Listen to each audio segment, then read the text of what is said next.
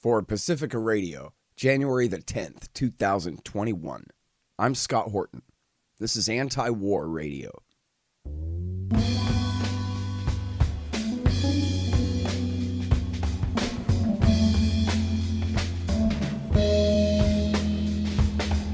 All right, you guys, welcome to the show. It is Anti-War Radio. I'm your host, Scott Horton.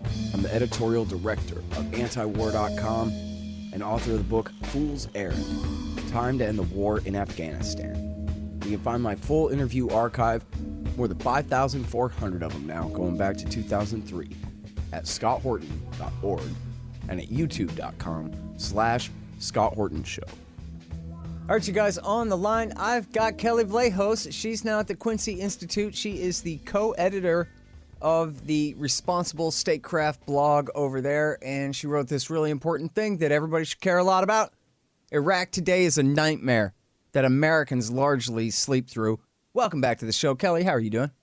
Great, Scott. Thank you so much for having me. Happy to have you here. Happy New Year, and good to talk to you again. And check this out. The old UPS man just dropped off the first proofs of my new book. Yay! Enough already. I'm really making progress. Just another few days here. I think I'm shooting for the 16th, but I don't know if I'll make it. I'm still working hard on the copy editing and getting it all just right. And I keep adding stuff because I'm me and I can't help it. And things keep happening and I keep remembering things that bother me. And so it is what it is. But anyway, I hope everybody likes it. It's coming soon. Enough already. Time to end the war on terrorism. Hooray. And part of it is, quite a bit of it is about the wars in Iraq. One big war in Iraq, just about 30 years now. You know, just shy of 10 days from now, it'll be, 8 days from now? It'll be 30 years of bombing Iraq. And they're still doing airstrikes, so it's not even hyperbole. It's like, 30 years of bombing Iraq straight. I think they quit for like a year or two in 2012 and 13. But even then, there were a few drone strikes. Still chasing the last few ISIS guys or ISI guys they were then. So I think they pretty much have. You could argue they haven't really taken a break, dropping bombs in 30 years over there. So you say it's a nightmare. Well, that's surprising. I mean, I thought the bombs were going to make everything great.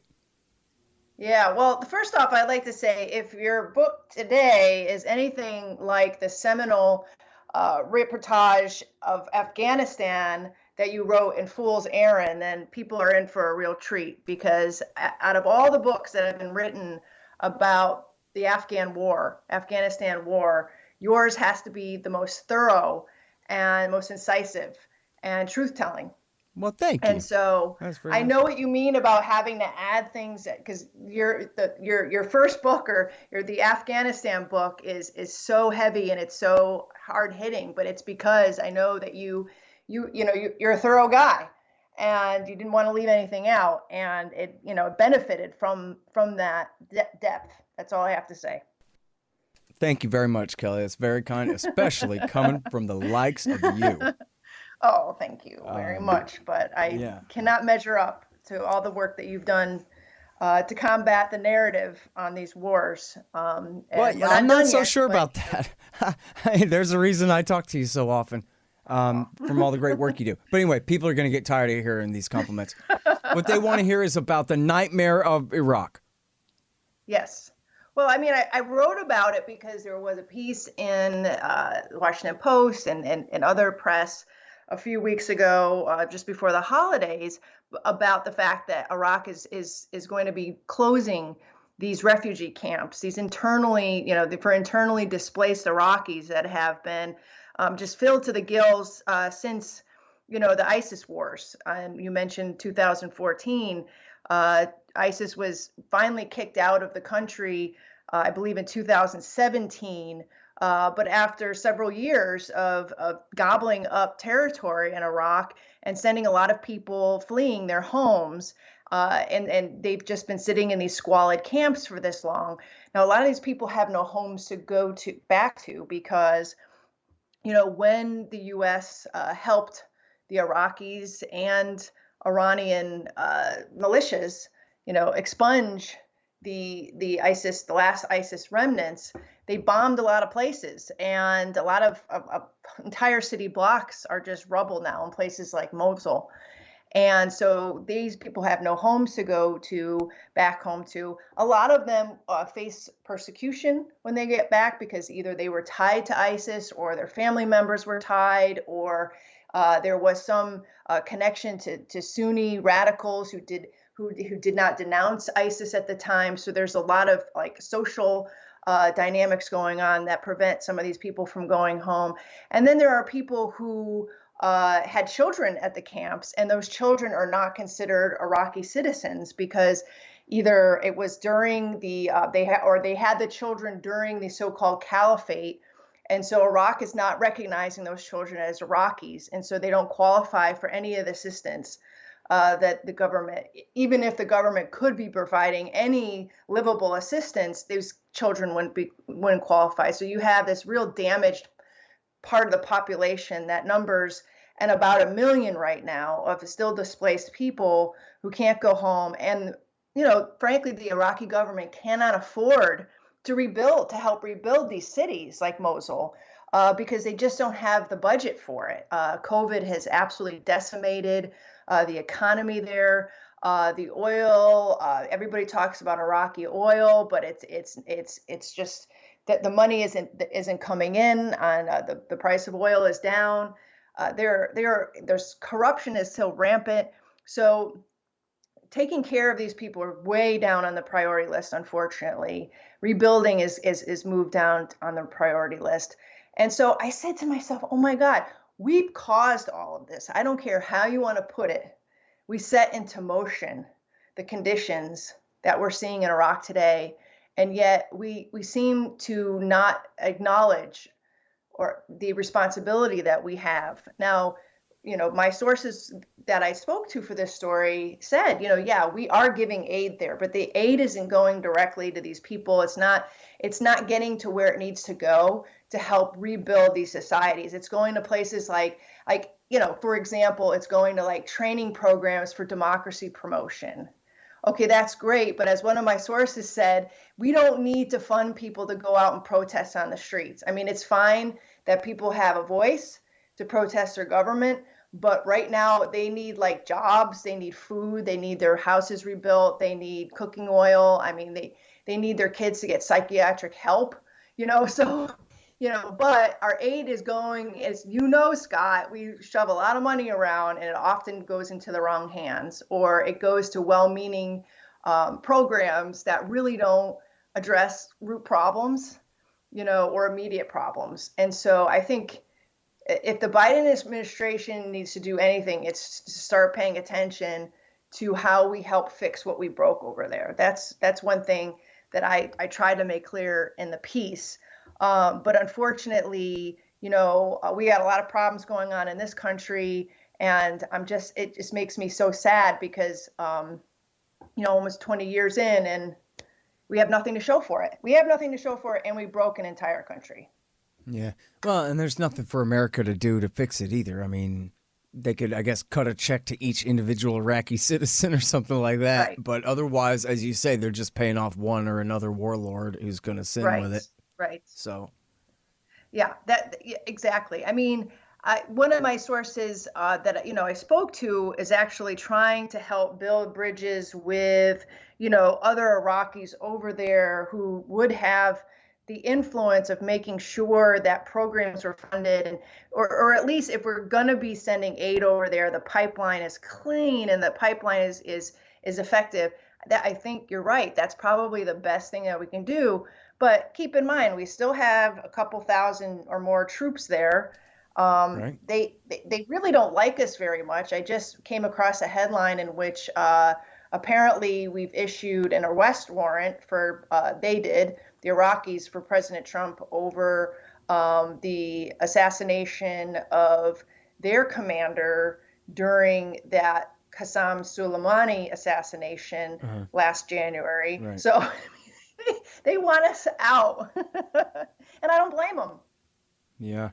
I read this thing. I don't know if you saw it. It's by a reporter named Ben Taub, Taub, and he wrote this thing in, I think it was New York Magazine. It was essentially about this era, after the war against ISIS, Iraq War 3, I call it Iraq War 3.5. As you said, our troops are still there fighting ISIS with the Iraqi army.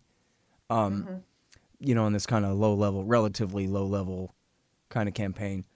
But he described just an absolute hell on earth there with, you know, you talk about these camps that are now being closed where they're just rape camps, where these, you know, ISIS widows essentially are just slaves of the Shiite army and militias, their guards and whoever.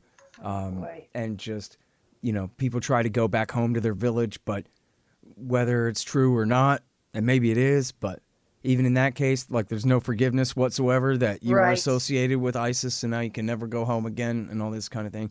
And then also a big part of it was the court system in Iraq, as people just get lined up one by one, and the judge says, guilty, guilty, guilty, guilty, guilty, throw away the key. Look, just because my name's Mohammed, you got the wrong guy, guilty.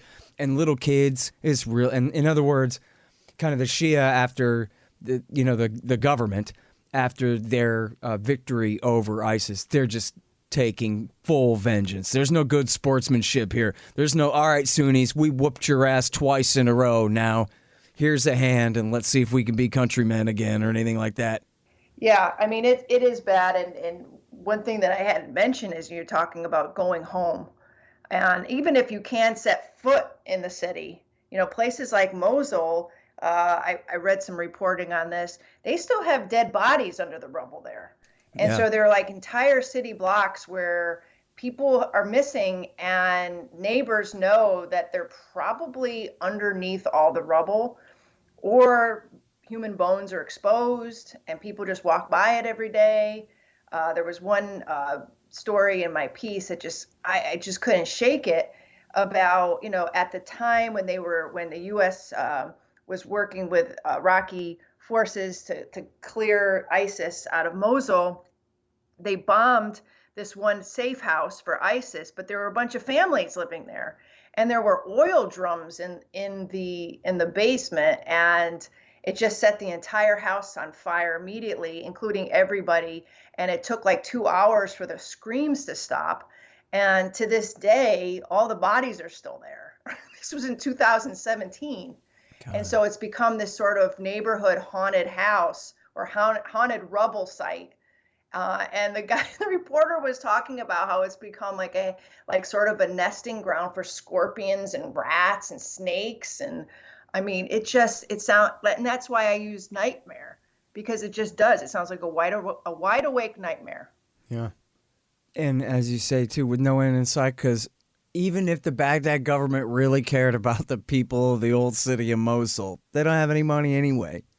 The oil price is so low, and then they steal it all. I mean, it's one of the most corrupt governments in the world. Patrick Coburn, I asked him, hey, you know, they put in power all these kind of Shiite Islamist types in power. So how bad is the repression? You know, we always talk about Saudi Arabia cutting people's hands off, but the repression under the Shiite Islamist theocracy in Iran is pretty bad too. So how's Iraq compared to that? And Patrick is like, nah, they're way too busy stealing all day to bother oppressing anybody, you know, as far as enforcing the morality police, you know, laws against, you know, women smiling or men selling alcohol or, you know, these kinds of things. The place is just a money thieving factory is the whole Iraqi government. Right. And you know what that sounds like? It also sounds like Afghanistan right now. And that's just another place where we've been, you know, at war for the last 20 years. And it's remarkable because, I mean, the corruption going on there on so many levels. Plus you have the Taliban and their morality police on top of it. So it's like, whoa, what is this? What is it about this U.S. project where we go and we break countries to liberate them and make them better and more democratic, and then we end up making them less democratic, less liberal, and less functioning than they were before? I know. And seriously, like, you can't really oversell the tyranny of Saddam Hussein, right? Like, this guy was an absolute monster, but then his Iraq was paradise compared to what America's turned that place into. Well, you know, and one of the things that came up when I was interviewing people for this piece was the sorry state of Iraq even before the war, all the way going back to the Iran-Iraq war. And yes, we were in the scenes of that too, supporting Saddam at the time. And then after Persian Gulf won, we deployed all these sanctions on the country. As you remember, Madeleine Albright saying all the dead kids because of our sanctions was quote unquote worth it. So it was already a decimated country economically, politically under Saddam when we invaded. So we invaded a sick man and then made it even worse. It's just we've been attacking this country for how many years? Yeah. 40, 50? Well, and of course, President-elect Biden, his plan always was what we should do is we should divide the country in three. And I don't know if he ever even answered the part about, but what about all the people stuck on the wrong side of the lines, right? But that's what we've seen. That's what got 1 million people killed was the parties that Iran and George W. Bush's government both favored had the same idea as Biden. Let's divide the country, right? Because to them, it doesn't make sense to try to rule over the Sunnis against their will. We got all the oil in the north and the south under Shia and Kurdish control, so screw them. And so, but this is what Biden always wanted. And so now, what's he going to do with this situation? Who's supposed to rule the predominantly Sunni cities of the Iraqi West when the Baghdad government basically treats them as outside of their protection? Right. And then the only other choices are the jihadists or the Baathists. Exactly. Well, and that's what happened during the war.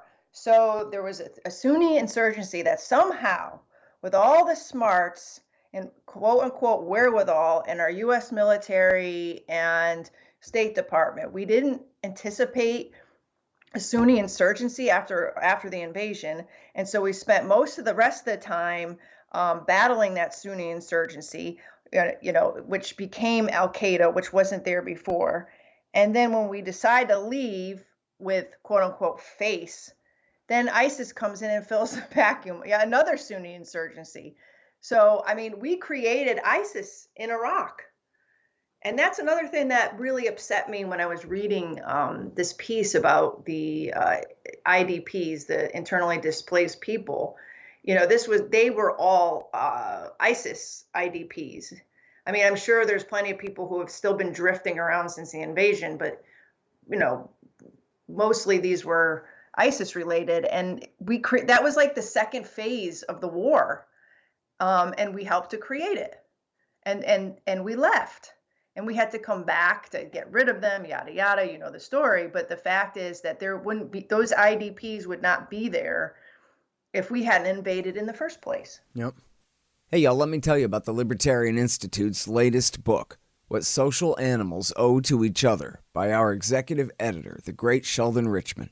For decades, Richman has been explaining libertarianism to the left from the left. He makes a strong case that any honest liberal, progressive, or leftist actually should be libertarians, since in fact it is freedom itself that provides what y'all want. Richman argues the case for liberty and peace, the human spirit and social cooperation, for true liberalism, libertarianism, against the corrupt forces of statism, corporatism, and violence. What Social Animals Owe to Each Other by Sheldon Richman, now available at libertarianinstitute.org/books. Hey guys, Scott Horton here for Mike Swanson's great book, The War State. It's about the rise of the military-industrial complex and the power elite after World War II, during the administrations of Harry Truman, Dwight Eisenhower, and Jack Kennedy. It's a very enlightening take on this definitive era on America's road to world empire. The War State by Mike Swanson. Find it in the right-hand margin at scotthorton.org. Hey y'all, Scott here. If you want a real education in history and economics, you should check out Tom Woods' Liberty Classroom. Tom and a really great group of professors and experts have put together an entire education of everything they didn't teach you in school but should have. Follow through from the link in the margin at scotthorton.org for Tom Woods' Liberty Classroom. And I told this joke before, but I like it. It's not really funny, but it's just a thing. That if you went back and to 1989, right? So when the wall was starting to come down, the Cold War was over, the Soviet Union wasn't quite gone yet, right? It was still sort of. And you said, look, okay, now that the Soviet Union is falling apart, America's going to go to war with Iraq for the next 30 years. What would you have thought about that? We're going to go to war with Iraq for 30 years? That sounds like a long time to have a war with Iraq. I don't know. It doesn't sound right to me. Well, I mean, you figure if they spent that many decades waging the Cold War, they had to find an enemy. I know I'm oversimplifying things, but 30 years doesn't look that long when you consider the length of the Cold War. And you have this entire U.S. military-industrial complex, this whole architecture that had been mobilized for war, with this entire ecosystem that was at risk of having to close up shop and find other work. Wow. Finding another endless war seems, I guess, a good idea. Yeah. When Donald Trump, it was the occasion of Donald Trump saying something about, our military is so hollowed out. And people, the liberals were saying, how dare you insult our military that way? And then, I don't have no idea where I saw this, but some Navy airmen, or what do they call them they're not airmen they're aviators, right? Aviators, yeah. Was saying, actually, we've been flying sorties in the Gulf for 29 years, and our planes could use some maintenance, frankly, and our pilots could use some time off. Goodness. In fact, our naval air power could use a real rest and replenishment from the pace that we've been going without a break. Right, the Army and the Marines, they got some time off. the carrier pilots, man, they've been bombing Iraq this whole time. Well, what startles me when I think about it is that I remember, when the Clinton administration was sending out sorties in Iraq to deflect from the impeachment in 1998. And I was like young and fresh looking and had my whole life ahead of me. I'm like much older. I'm an old married mother. My son is just qualified. He's just turned 18. So he just qualified for his, selective service. And I'm like, oh yeah, they're still bombing Iraq. They're still sending sorties. Yeah. It's mind boggling. Well, and that was 8 years into it.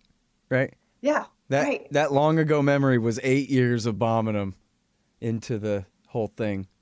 It really is something else. And although I hate to say this, but it does keep occurring to me that, someday everybody's going to listen to you and me. And they're going to say, all right, let's stop bombing the Middle East. And then all we're going to end up really doing is freeing up all these assets to get us into a nuclear war with China. And we're going to all die. And we're going to wish that we just kept murdering poor innocent Pashtuns instead. Yeah, right at this very moment, we're on the cusp of hopefully getting out of the Afghanistan war. Now, I know that sounds Pollyannish, right? So the U.S. Taliban agreement that Trump, helped to forge says that we have to have the remaining number of troops out of there on May 1st. Is it going to happen? I don't know, but I know I'm going to fight like hell to push the Biden administration to do the right thing. Because, he can go two ways. He could postpone that, and you know what that means in Washington. Yeah. Or, he can keep the agreement in good faith, take the 2,500 troops that'll be remaining there, and then continue the diplomacy. If you want to, see the political accord that they seek through, I have no problem with that. But get the troops out of there. Right. Enough is enough. Yep. And I think we're going to know right away whether he's really ending the war in Yemen or not. Yeah. We're going to know relatively soon. We're going to know which way they're headed on Afghanistan. He doesn't really have to fess up until May whether he's living up to the deal or not. But I think we'll get pretty good indications. And then, they've talked about, then of course there's the Iran deal and the New START. These are all the things, because nobody's talking about getting out of Iraq or Syria. That's not even part of the discussion at all, right? But No, Afghanistan, Yemen, New START, and what you call the other thing I just said. Those things are going to be almost, we're going to know within 2 or 3 weeks. What is he going to do about this stuff? You know? Oh, the Iran deal. I think with the Iran deal and Yemen, I think there's pretty good indications that there will be some movement on that. I think so from too. everything that I've seen, they want to get back into the deal. You know, obviously the devil's in the details. Are they gonna use the sanctions as leverage? I hope not. I saw Sullivan saying, yes, we'll get in as soon as they agree to further discussions toward further restrictions and all of this. Oh, which boy. I don't think the guy told us going to go for that. No, that's completely the wrong way to go. And I'm hoping there are plenty of people who are whipped up in Washington, including where I'm at the Quincy Institute, that are really starting to hunker down for a fight. They want just to get back into that deal. No conditions, no leveraging. You get back to where you were when Trump ripped us out of it in 2018. Right. You know, if you want to start negotiations on separate deals to talk about their ballistic missiles or whatever, that's fine. But this deal should just go back to where it was when that executive order was signed.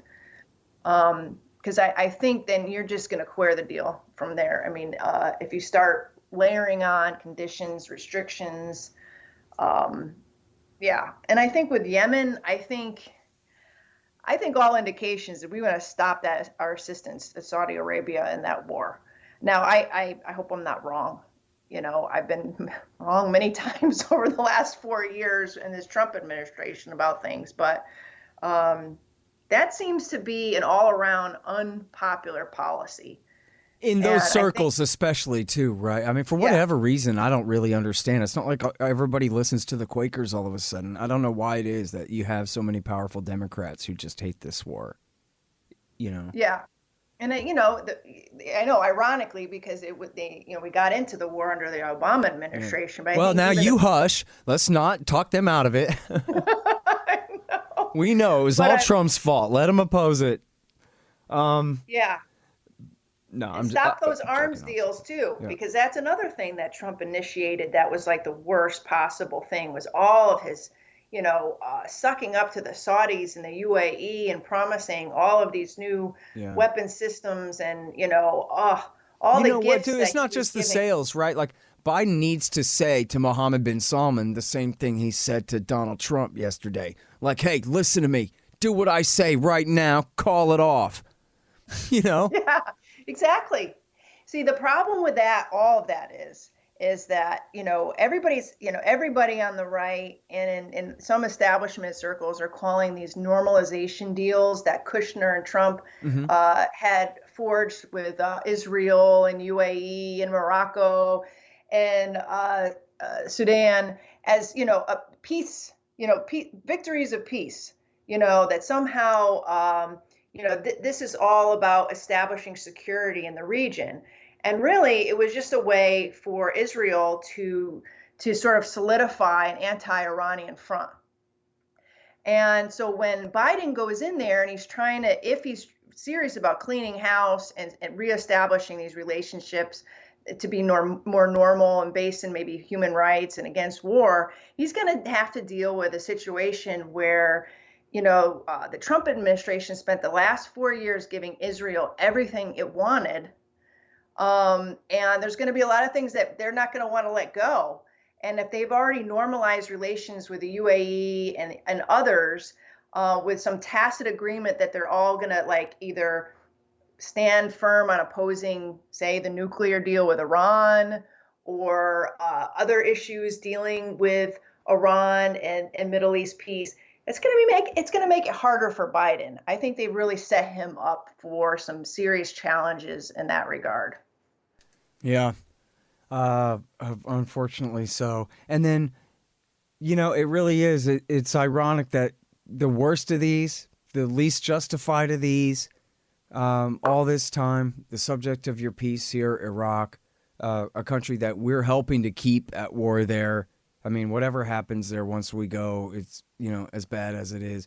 but they're not even talking at all about getting out of Iraq, even after 30 years here.